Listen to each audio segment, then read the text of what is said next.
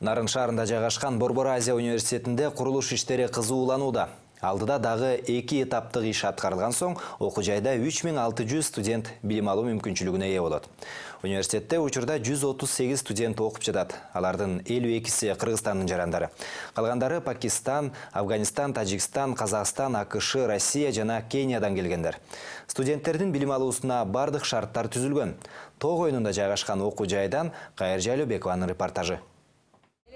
Атбашы районунун тургуну Канышай Төлөмүшева Нарын шаарындагы Борбор Азия университетинин 2-курсунда окуйт. Учурда ал компьютер илимдери багытында билим алып жатат. Бул кесипти жөн жеринен эле тандап алган эмес. Кичинекей кезинде курдаштары курчак ойносо, Канышайды оюнчуктардын сырткы көрүнүшү эмес, алардын кыймыл-аракети эмнеден жасалганы кызыктырчу. Мектепте математика, физика сабактарында 5 окуганын айтат. Канышай Төлөмүшева көптөгөн адамдарга пайдалуу буюм-тайымдарды ойлоп табууну кыялданат. Өткөн жылы алгачкы эмгегинин бет ачары өткөн. Бул телебот жана телеграм каналынан биз бир бот жасап чыкканбыз. Аяка студенттер мисал үчүн сүйлөшө алат бот менен, утса жөнүндө маалымат ала алат.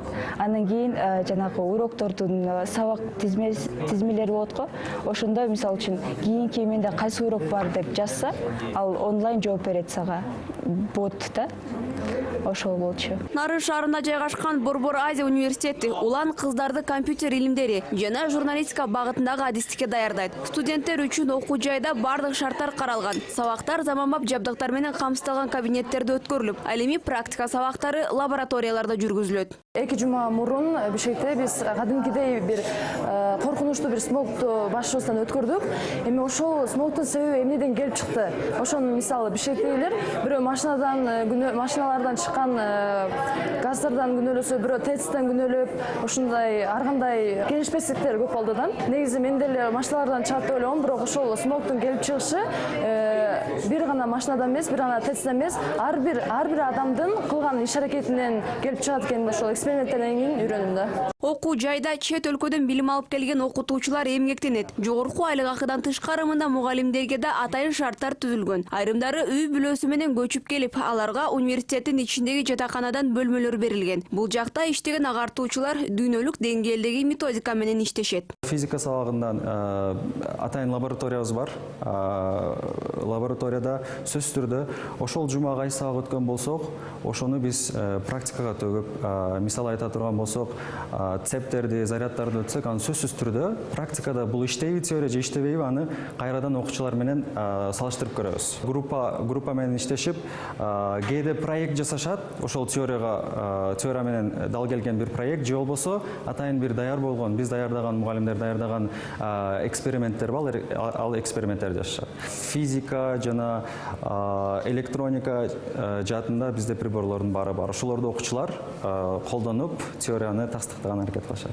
Университетте Пакистан, Афганистан, Тажикстан, Казакстан, АКШ, Россия, Кениядан келгендер билим алат. Студенттердин жалпы саны 138, 52-си Кыргызстандын жарандары болсо, алардын 19-у Нарын областынын тургундары, калгандары чет өлкөлүктөр. Улан кыздарга 25 мугалим сабак берет. Алардын 10 илимий даражасы бар жергиликтүү мугалимдер болсо, калгандары Европа, АКШдан атайын чакыртылган. Мен өмүрүмдүн көбүн журналистикага арнап көптөгөн жерде иштедим. Эми мынтип Кыргызстандын тоолуу аймагына келип калдым. Бул жакта кээ бир өлкөлөргө караганда сөз эркиндиги бар экен. Андыктан мыкты деген журналисттер чыга алат. Болгону сабактарды терең окутуп, журналистиканын бардык багытын үйрөтүү керек. Биздин окуу жайды бүтүргөн студенттер диктор, алып баруучу, кабарчы болуп, радио маалымат агенттиктеринде иштей алышат. Аны менен катар режиссер, монтажер да боло алышат. Студенттерибиз ар тармактуу болуу үчүн теле, радио студияларды тийиштүү жабдыктар менен камсыздаганбыз. Атайын студияларда жаңылыктарды жазып, видео тартканды, монтаждаганды үйрөтөбүз. Университеттик шаарчада мугалим окуучулар иште билим алып, жашап, ошондой эле ушул жерде эс алышат. Муктаждыгы болсо шаарга чыгууга уруксат берилет. Кала жетекчилиги тарабынан окуу жайды тургузууга 252 гектар жер бөлүнгөн. Учурдагы кампустун курулушуна эле $85 миллион сарпталган. Бул Нарын шаарына салынган эң ири инвестиция болуп эсептелинет. Имараттарды салуу иштери толугу менен бүткөрүлсө, Борбор Азия университетинде 3600 студентке билим алууга мүмкүнчүлүк бөлүк түзүлөт. Ушул биринчи фазада азыр ушул 4 гана имарат курулду да.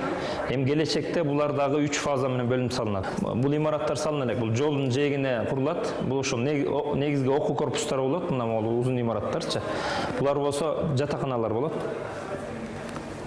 Студенттер үчүн жатаканалар. Бул болсо ошол жана чарбачылык максатта колдонула турган атайын комплекстер. Бул болсо академиялык блок борбордук бөлүгүндө жайгашкан. Академиялык имарат. Анан бул китепкана жана студенттик лоббилер мына ушул жерде болот.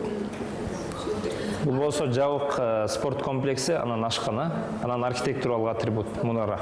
Ошондо Нарын дарыясы менен жолдун ортосуна түшүп атат да.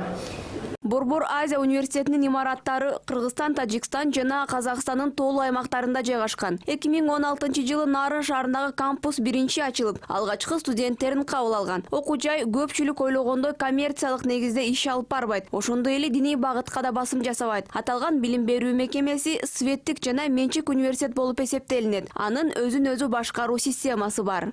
Кайыр Жайлообекова, Жанарбек Догдурбек уулу, НТС, Нарын областы. Бул күн мына ушундай окуялар менен коштолду. Бул жана башка маалыматтар менен НТС Чекит KG сайтынан дагы тааныша аласыздар. Ал эми сиздер менен коштошом. Амандыкта көрүшөлү.